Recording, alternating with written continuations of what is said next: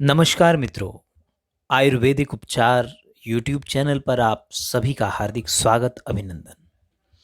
आज का विषय हमने रखा है ज्वारे का रस या जूस। जैसा कि हम सभी जानते हैं कि आज की जो व्यस्ततम जीवन शैली है, उसमें मनुष्य संयमित अपने आप को नहीं रख पाता है, संतुलित आहार नहीं ले पाता है, जिसके कारण रोग प्रतिरोधक क्षमता दिन प्रतिदिन घटती जा रही है।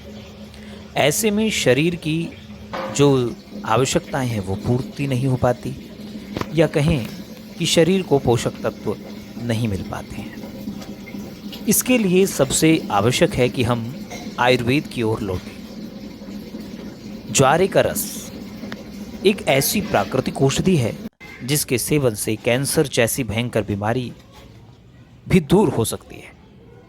जीवन मरण के बीच जूझ रहे रोगी को इसका सेवन चमत्कारिक लाभ प्रदान कर सकता है। होता क्या है ये कि गेहूं के दाने पर बोने पर जो पत्ते जैसे हरे पत्ते उगकर आते हैं, उसे ज्वारा कहा जाता है। घर में किसी भी गमले में, खासतौर से मिट्टी के गमलों में, आसानी से इसे उगाया जा सकता है या कुंडे में उगाया जा सकता है। जो घड़ा होता है मिट्टी का, उसे फोड़कर उसमें मिट्टी डालकर उसमें उगाया जा सकता है। और इसकी जो सबसे बड़ी विशेषता है कि ये 350 से अधिक रोगों को दूर करने में उपयोगी है और आश्चर्यजनक लाभ देता है। यह शरीर के लिए एक शक्तिशाली टॉनिक के रूप में इस्तेमाल होता है। कैंसर, मूत्राशय की पथरी, हृदय रोग, लीवर, शुगर, पायरिया, पीलिया, लकवा, दमा और पाचन संबंधी सभी रोग, अपच, गैस, पेट खराब होना, विटामिन ए बी की कमी, जोड़ों में सूजन, गठिया, संधिशोथ, त्वचा रोग, आंखों में दुर्बलता और बालों के रोग इत्यादि अनेकानेक रोगों में यह लाभप्रद साबित होता है।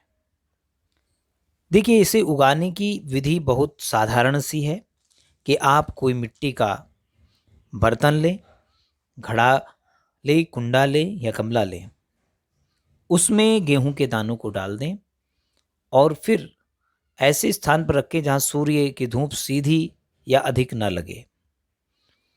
वहां पर ये 1-2 दिन में इसमें अंकुरन होना शुरू हो जाता है और सप्ताह भर में 5 से 7 इंच के ज्वारे हमें देखने को मिलते हैं। फिर प्रतिदिन के उपयोग के अनुसार हम इसे कई गमलों में लगा सकते हैं और जब ये 5-7 इंच के हो जाएं, तब इन्हें काट कर, नीचे तक काट कर इनका इस्तेमाल किया जा सकता है। कैसे इस्तेमाल करेंगे इसको जान लेते हैं कि इनको काटेंगे, फिर इन्हें अच्छी तरह से धो लेंगे और फिर धोने के बाद सिलबट्टे पर इसे कूटेंगे। कूटने के बाद इसका रस निचोड़ लेंगे किसी बर्तन में और इसका रस निचोड़ कर इस्तेमाल करेंगे। इसमें हमें सावधानियां कुछ बरतनी चाहिए कि यदि हम प्राकृतिक रूप से ही, यानी सिलबट्टे का प्रयोग करके ही इसका रस निकालें निचोड़कर, तो वह अत्यंत लाभकारी सिद्ध होता है। वैसे इसे आप किसी मशीन द्वारा, जूसर मशीन जो होती है उसके माध्यम से भी इसे निकाल सकते हैं, लेकिन अधिक लाभप्रद वही रहेगा कि आप अपने हाथों से स्वतः ही इसे निचोड़ें। दिन में इसे कभी भी आप सेवन कर सकते हैं, सुबह, दोपहर, शाम, कभी भी इसका इस्तेमाल किया जा सकता है। लेकिन खाली पेट पीने से अत्यंत लाभ होता है, तो अधिक लाभ मिलता है।